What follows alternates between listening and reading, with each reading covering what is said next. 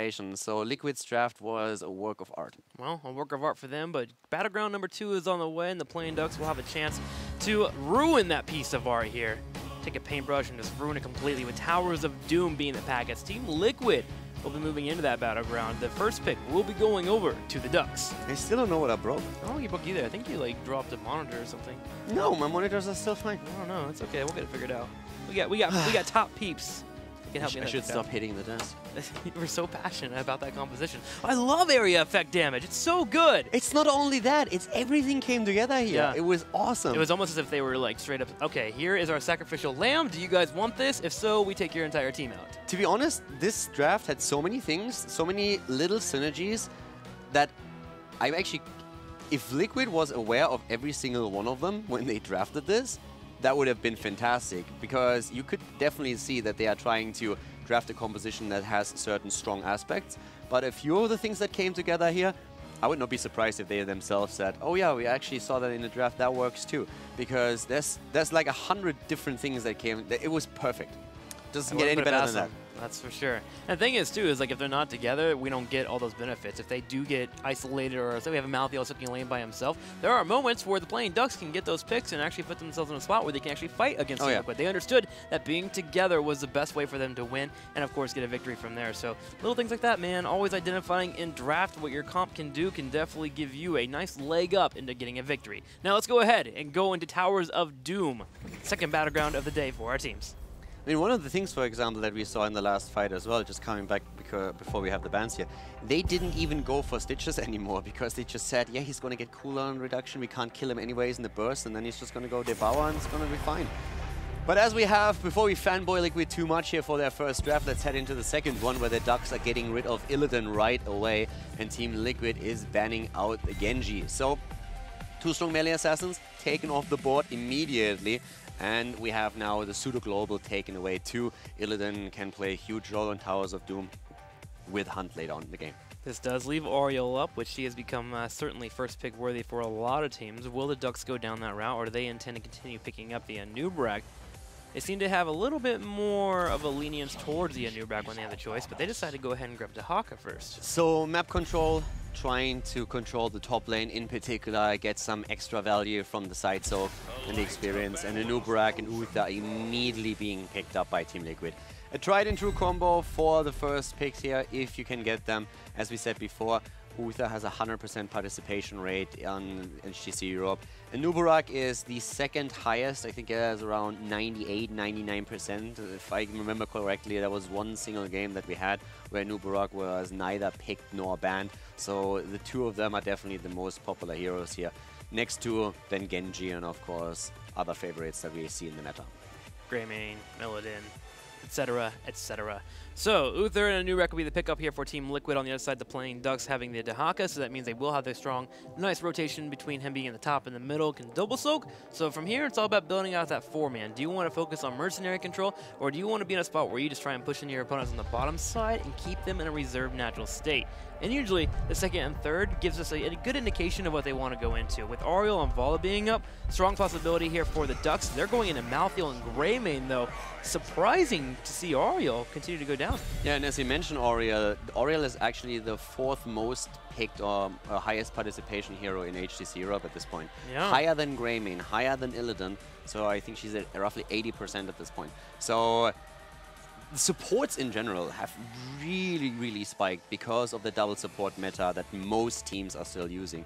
We see teams starting to move away from it a little bit more often. It's not anymore that you have to play the double support. Fnatic has, of course, shown that before, but then again, their synergy is on another level here. But overall, supports are super high up in the European scene at this point. But as you say, Malthael picked and Greymane, so we have already a solo laner. And I'm curious to see how Liquid is now going to play around Malthael. Because now that I'm saying it, Dahaka is also picked by the Ducks. They have a lot that they can put onto that solo lane up at the top if they want to. And Rhaegar and Oriole will be banned out here for our team, so we'll have to see what the Ducks want to move into for support later on. There are still options floating around. Anubrak Uther picked up, and you're right, it's all about that Malthael. How do you lock him down? One thing to do is you can try and force fights before Malthael rotates in. But with Dahaka being in this situation for the Ducks, it looks like Malthael actually might be a part of the 3 to 4 man that will be set up for the Ducks. I'm also curious to see how Liquid now plays with supports, because we have them ban Rhaegar, and already Oriel has been banned out, so they could theoretically try and go into a double support as well. Malthael, of course, against them is going to make supporting a bit harder as is, but a double support for them would limit the playing Ducks option even more. Since with the draft that we are seeing, are the Ducks actually going to head into a Dehaka main tank? I don't really think that's their best shot here, so it can be expected that they want another support and a main tank. And there we have it, Tassadar taken. Malthael does nothing against the Tassadar. The shield still helps, of course, but it's not healing per se, so if he goes into Touch of Death on 7, it has no effect on Tassadar. But it will have a massive effect on Uther. So if you go for a double support combo, this is probably the best that you can use against Malthael. I'm so curious as to what the Ducks are going to finish up with for their 4th and 5th pick. Getting another tank would probably be the route that I would go down to, get a nice little solo tank set up. Varian could work for an engage. Who am I missing in terms of tanks? Nubek's already up here. Stitches is still up and floating around, which is still great here. You don't really have the lockdown. I mean, you can go into the Malfurion? Stitches if you want. If you especially get a Malfurion with this over a Kharazim, then you could have that lockdown here. The question, of course, is still, is the Malfurion really what you're looking for at this point? Burst heal would be something that you kind of want against what Team Liquid is already pulling off. But overall, I really think that draft is actually suffering at this point. Well, let's figure it out. Do they have something under their sleeves here that I was not expecting? It's the Diva and the Malfurion. Okay, so Malfurion is taken, and they go into Diva. So the problem with Diva at this point... Oh, Vikings get wrecked. That's good for Malthael in team fights. Yeah. If the Vikings are together, though. Yeah, I mean, normally the idea with the Vikings is that in the late game, you bring them into the battle. So in a late game fight, you want to flank with Olaf and his stun on the 16, so large and in charge.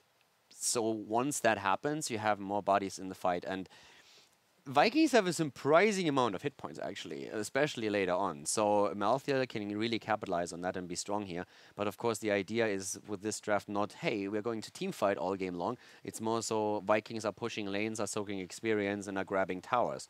And that's what they're looking for.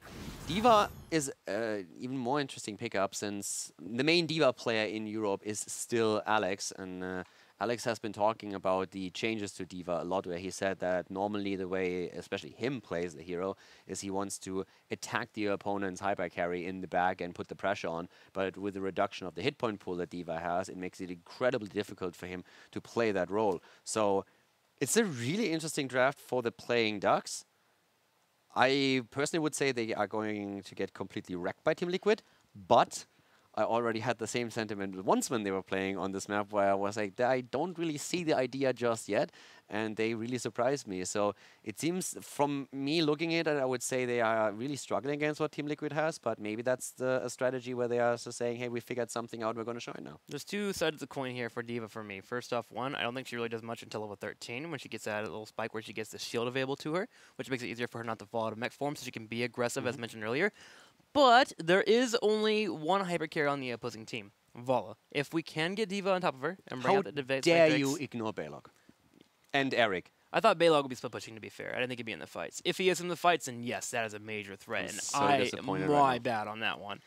But if you do sit on top of the You Vala, are supposed to be the snowflake here. Don't push me into that role. he's a split pusher, man. That's what you gotta play him for. He gets the Tassadar shield and the Divine shield. Balog goes ham. That's true. I didn't even think about that. That's my bad. You know, I'm dropping the ball today on this Sunday. We are switching roles here. I don't like it. Let's go to game number 2, guys. Towers of Doom. Gonna watch Team Liquid and Balog hyper carry his way to victory over the playing Ducks. Game on, ladies and gentlemen. Game number 2, battleground number 2. It is the Towers of Boom, as we have Team Liquid in the lead, and to the left it is the Ducks with Eternal, with Chris on Greymane, Eternal of Malthael. We have Wolfjaw on Malfurion. Really seeing Sport Billy on Dehaka, and playful as ever, Nanda on Diva up at the main. To the right side in the red, we're going to have Blumby on a new Barak, Hostulobs on the Vikings, and we're going to have it being a treat for that one, as he loves playing his Vikings. Darkmok on Tassadar, Nurok on Vala, and Splendor playing Uther. I'm hyped for the Vikings play for sure. I'm really curious to see what he can pull off here.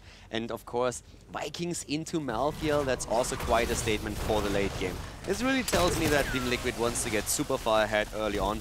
With the Vikings, you don't, especially against the global, you don't necessarily bank on you getting a 1 level, 2 level lead as you're heading into level 10. Oftentimes the Vikings unfold their power a bit later when we are really seeing them pressure lanes harder. Since in the early game, there's different ways on how you can play with the Vikings. You can say, I want to push the lane out, or you can simply say, hey, all I'm going to do for now is soak experience, and then we're going to play around it later on. With being against the Dahaka, typically the latter of the two is good. Just to go ahead and sit back and float around, make sure to soak that experience for your team and wait for the altar phase to come in. Usually it's the 5th altar phase, the one that is the major threat for the Vikings, because they spread out and are able to grab them. In the early game, most teams can usually handle it and grab 2 of the altars, but we'll see how that occurs. So here's one problem with the Vikings in general, or one of the things that you will run into when you play against them. First altar here, of course, triple altar, the 5th one as well. When you have a triple, the Vikings can spread. But if you have altars later on at the bottom of the map, you simply move Balog up to the top lane, because he's going to be the one that has the most pushing power. So the longer the fight lasts over the altar at the bottom or the middle of the map, the more time Balog has to push the lane out. In the early game, you don't really focus as much on pushing, but later on in the game, it's really the idea of clearing the lane, making sure that you deny your opponent experience, and ideally even take a bell tower. And that's what's going to be rough for the Ducks. In the early game, especially with their globals, they're still going to be absolutely fine in experience. It's the mid-game that is the most worrisome for them right now. Yep, it certainly is. And right now, it's all about the mercenaries for both our camps on the right and the left side. I liked how Team Liquid did try to get a catch on Malthael. Good job there by Eternal getting away from the fight, though, and we're going to put 4 people in the bottom, work on this altar while Dahaka grabs the top. With that Brushtucker being here and available, the Vikings aren't going to even try to contest. We'll go ahead and put Balog back in the top, as you mentioned here. And at any point, Dahaka can rotate in for the fight. Yeah, Dahaka could rotate him, but then would miss out on 2 lanes of experience. So the 4 versus 4 for now at the bot lane. Dahaka is soaking the mid, took down Eric. We see up to the top lane, Balog, as the fight down here still continues over the 3rd altar.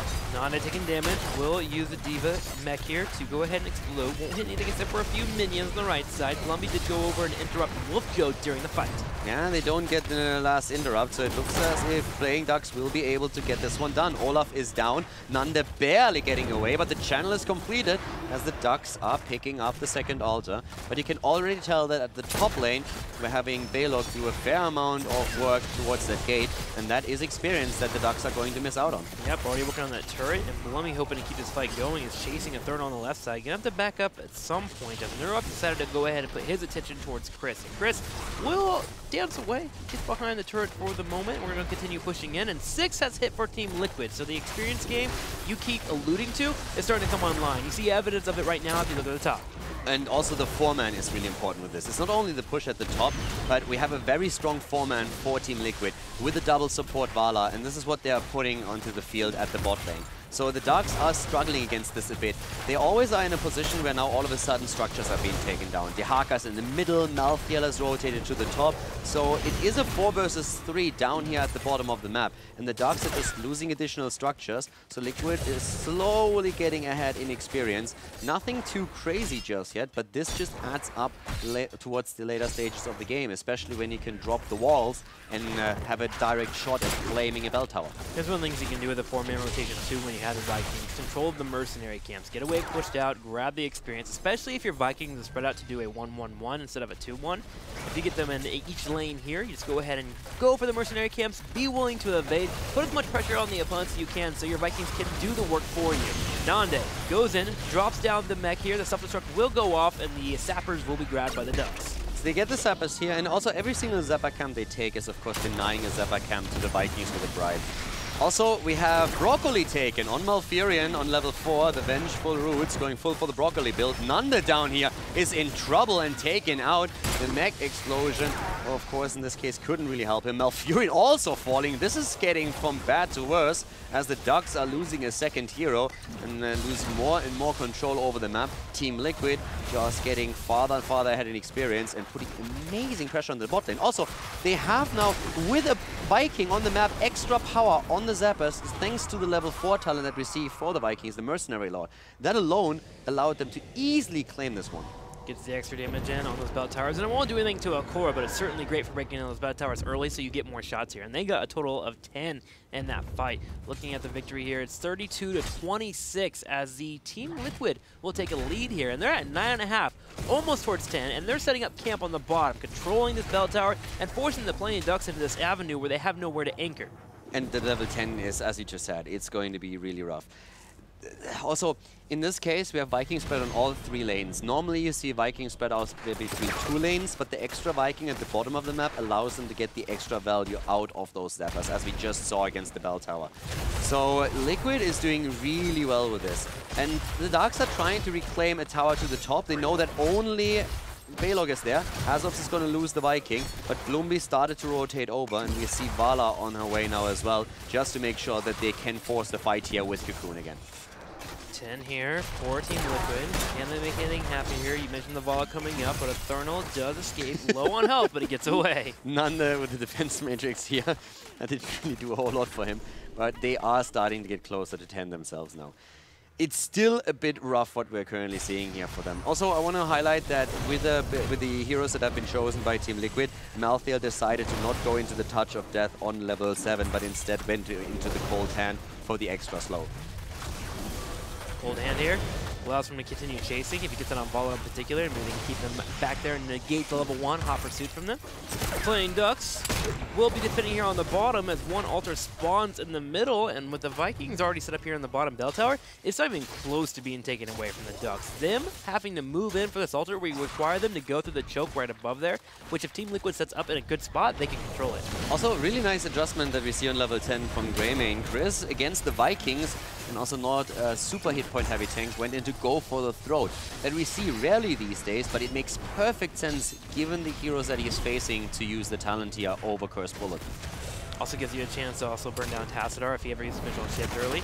Random Vengeance comes down, they look at Sport Billy to put damage on him, and they're just trying to buy time here while Malfurion tries to channel. But with a Viking coming on the side, Balog, the hyper carry that you mentioned, interrupts the fight. Twilight Dream being used, here comes the explosion as everybody moves out. Bloomby dodges the damage, Nanda is still there. Stun not hitting for now. Vikings are still pushing in the meantime. We see the Bunny Hop coming out as Eternal tries to go in and get a kill. Bloomby is low, Vala already falling. Liquid is losing heroes left and right. Malthael just goes through and destroys everyone with the Tormented Souls, but the Vala down as well as the Anubarak. Playing Ducks can make a play to grab this altar. Balog continues to harass on the side, and Splinter buying his own time here on the bottom right. But eventually the Ducks should be able to grab those shots, and they do. 3 siege upon Team Liquid and drop them down to 29. I'm actually a little bit surprised that we did not see the Vikings switch between mid and top lane. Balog up at the top would have gotten way more value than Eric, so I would have expected Hazops to do that. Maybe it was a bit later in the rotation and therefore didn't do it, but him going to the top lane with Balog would have pressured the bell tower of the Ducks a lot more, and he could still have interrupted with Eric. Much better, actually, than with Balog himself, since Eric is just a little bit more on the faster side here. I feel like he left Olaf down by that Bellator on the left side, and Eric couldn't quite get in there, and so maybe he brought Balog in just to have a little bit more control, because for the most part, Playing Ducks are doing a really good job of zoning out everyone on that right side. I couldn't believe they even finagled their way into that area, simply because the corridor on the left side was controlled so well by Team Liquid. Yeah, but I still believe that if he would have thought about it and seen it, he would have put Balog to the top. It's one of those things, if you're controlling Vikings, you have to be all over the place, and sometimes you just miss out on that. He had the Vikings split on the lane, so that definitely worked for him. But in this case, it just didn't work the way he wanted to. One way or another, they have their 13, and we still see the top lane pressured. It's one of the things I want to quickly highlight about the Ducks. They always take away the top Zappa camp. I really like that. It's the lane that is most assaulted the entire time by Team Liquid, and the Viking push here. Balog is now up at the top, but with them taking the Zappa camp away over and over again, they pressure the lane, and they make sure that the Mercenary Lord on level 4 for Hazops' Vikings does not get as much value as it could get. So that's a really cool and important move by the Ducks. And it's not a risky one either. You know that Team Liquid at least is going to have 3 people near each other. When you're running a hyper carry Vala, your supports are going to be next to her at all times for the most part. So them going for that Mercenary camp at the top isn't really a threat at all. A threat, though, for our teams is the Ultra spawning at the very bottom here with the Bell Tower taken away from Team Liquid on the left side. Playing Ducks actually have a place to come over here and contest the altar. Yeah, the Ducks have now a pretty good spot if they win this one. This is 5 against 3 bell towers, and of course Balog is going to work at the top, but Dehaka is still, moves down now, and tries to get the drag, and does connect with Tassadar. Connecting on Tassadar, getting him low. Defense Matrix goes forward as well as Nurok answers back with auto attacks. Darkmark already straight for the Archon. Wolfjoy in the back, trying to channel. He's got the channel, but Hasselhoff comes in. Will get the stop on him.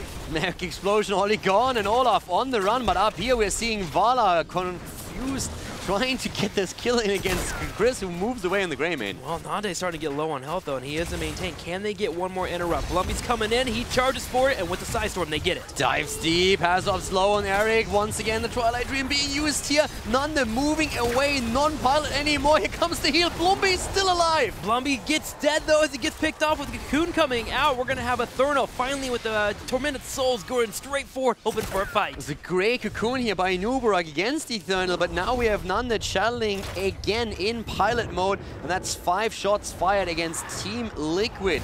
They have still their Vikings on the map, but in this instant we are seeing the Ducks once again pulling slightly ahead here. Yeah, Vala being the only damage here really for Team Liquid. It just isn't quite getting it done. Let's take a replay and go ahead and check out that fight here. So we have Blumby diving forward. He got the interrupt. Hasselhoff on the back left side did come in, but gets picked up by Eric. And look at Nurok. He's trying to deal with Nande, while all the damage is sitting on top of Blumby and focusing him down.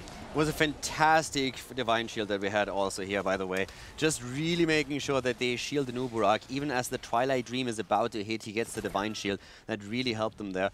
And then after the Divine Shield was over, the drag that we saw from Dehaka was absolutely stellar. That was exactly what they needed. Sport Billy with great reaction here. And even though they started to keep an Nubarak alive for a long time with the shields, with the heals, it was simply not enough. If Blumby gets out of there, it's a completely different game, but as he falls, the Ducks have the momentum they need in the fight. Well, we have a game on our hand, and both teams will hit 16 at the exact same time. Here in the plane, Ducks are in a great spot against the Vikings. Typically, if this was any other team besides Team Liquid, I would say the Plain Ducks are on a great road here to actually earn the victory no matter what. But you do have to worry with Team Liquid having the Vikings here. It is something that they have perfected at winning in the late game. Now, let's not forget what I said earlier. We have now Largen in charge taken, and this is really where we see the Vikings going to just go into team fights as well. So they are going to look for those. The Cocoon on Malthael is important once he starts with the Tormented Souls for exactly that reason. Once the Vikings join the team fights, you need to make sure that Malthael does not just completely annihilate everything. But also I want to quickly point out that after we had the Vengeful Roots taken on level 4, Strangling Vines on level 7 came in as well. And on top of that, we have now the Tenacious Roots taken. So basically a full root build for Malfurion. Blumby gets picked off and self-destruct here. He uses Cocoon, and Nurok hoping to get a kill on Nande. It's going to get taken out with the mech now popping up, and a Thermal with a Tormented Souls is diving into turrets looking for kills here. Nurok's answering back. He's getting shields, but still, Team Liquid has yet to get a kill. Yeah, Nurok is so eager to get that kill. He slows Nande down, but he just is not able to connect with him. Balog at the top is working on the bell tower, and the channel is still there. Also with the roots, especially of course the Strangling Vines, the heal reduction is super important with this. Vikings, though, trying to take on Sport Billy and crew with that large in a charge still being available. As you mentioned, they're able to slow him down. And finally, Team Liquid will be able to grab the bottom altar. Nope, Nande jumps into a mech and delays. And the top bell tower hasn't been reclaimed. That's 5 shots fired. So we have 5 versus 3 bell towers still, and that's a massive problem. Eric is down, and Malthael is just shredding them. Nande doing a great job just boosting in the entire time and pushing Nurok into play. Great stun here, trying to make sure that there's no drag coming in, but the drag has hit. The root connects. Blumby wants to get out, has a shield, and simply walks away. Bell tower at the top has now been reclaimed, so it's 4 against 4, and the Ducks again with the channel attempt here in the middle. This fight's duration has been so long that Blumby has died and came back for this altar. That's a good 35 seconds where he was in the death screen, and now we have everyone here once again fighting on the bottom. Drag comes out, it will hit Nurok, but Splinter brings out the heals. Hazu has the bribe now up at the top. That's going to put pressure, and Eternal is low. Tries to move away here. Eternal barely getting out. Explosion does hit nothing, but zones at least for now, and still the bell tower active here, also the altar active in the middle, and Liquid is dancing around, but the top is being pressured hard now. And Root comes out, Nurk will be locked out for the second. Chris dives in, but he gets locked down. Blumpy brings out the burrow charge. We have 3 people diving forward. The bunny hop slowing down Splendor. He's hoping to heal. Nurk is going to keep fighting here, but at the same time, we also have the Archon. Twilight Dream has been used already. It's a kill on each side as Uther is down, but so are Malfurion and Dehaka. And Uther, as he fell, could of course still heal in the ghost form. And Greymane now dead too. Keep in mind, this is a 4 versus 5. We have the Vikings up at the top. Only Hazorps is trying to deliver a stun every now and then with Olaf down here. They get a quad kill. The top lane is pressured heavily, and so is now the bot lane. Liquid has gathered experience throughout the entire battle and is about to hit level 20. That fight was a total duration of 1 minute and 40 seconds, it felt like, and the playing Ducks fall behind an experience as 20 is about to hit for Team Liquid. Crazy fight between our two teams, and it came to a point where the playing Ducks just had to make a decision to either go in or just give up that altar, and their decision was to go all in and try to force something, because the Vikings were definitely taking their toll. Yeah, also for Team Liquid, losing Uther here was great, since he had already used all of his cooldowns. With Benediction, he had so many stuns and heals that he could push in, but once that he died and had the ghost form active, you have that cooldown reduction on the heals and can keep your allies alive. There was so much that the Ducks did here that was fantastic, especially on the side of Malfurion. The Twilight Dream was really strong, but Liquid came out ahead. And the longer the fight lasted, the better it was for Liquid as well, because they got value through the Vikings and now have this early level 20 with a 1.5 level lead over the Ducks that gives them their Storm talents. Now, can they keep the playing Ducks in a place where they keep juggling out their bell towers? The one on the bottom is being taken back, but Team Liquid jumps on the bell tower in the middle. Does a 4-man rotation to go to the top? It looks like they are heading towards the top here. In fact, they could probably start the boss. They see 3 people down here. No, 4 people on top of the bell tower on the bottom, and they will. They make the decision to grab the boss and get 4 extra shots. Yeah, it's going to be an easy boss for them. There's no way for the Ducks to rotate fast enough. Liquid is currently at 19 points on their core, and the Ducks are at this point down to 12. They are still waiting for the level 20 talent, and we have Liquid trying to defend and reclaim bell towers. Can they defend? Can they fight back here? Dehaka's on the rotation, working on 20 in the bottom. That's a big major thing for the playing Ducks. The moment they get 20, they can move in for a fight. Their main goal here is to try and get the bell tower at a point where it's low in case altars do spawn, so they can kill that off quickly and make their way into the altar. I mean, at this point, this is really just going to be super rough. The cool thing, what I really like about the playing Ducks is just that Malfurion build and how they use it. The lack of heal that you get through with Uther after the Vengeful Vines hit, or the Strangling Mines hit, is really strong in helping them out dropping targets. Even with Uther having the Guardian of Ancient Kings, it's still a lack of healing that is really difficult to deal with, even without the Touch of Death that we are sometimes seeing on Malthael as a level 7 talent.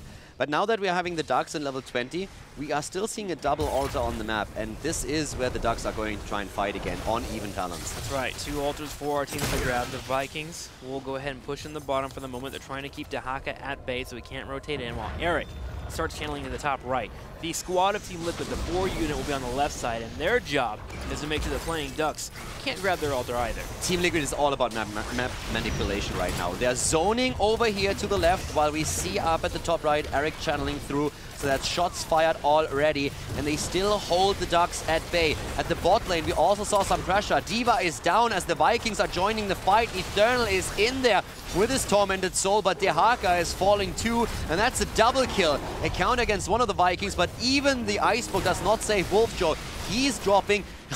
White Shield saving Tassadar as they annihilate Malthael. This is Team Liquid just cleaning house here in the late game on Towers of Doom. Level 20 Archon is ridiculous. Darkmog basically sold that backline. He killed out D.Va, he turned around, dealt with Eternal, and then he chased down Greymane with the Divine Shield coming in at the last second, while Vala was in the backline just dealing anything that came her way. Incredible job there by Darkmog, really bringing the power of the true Protoss.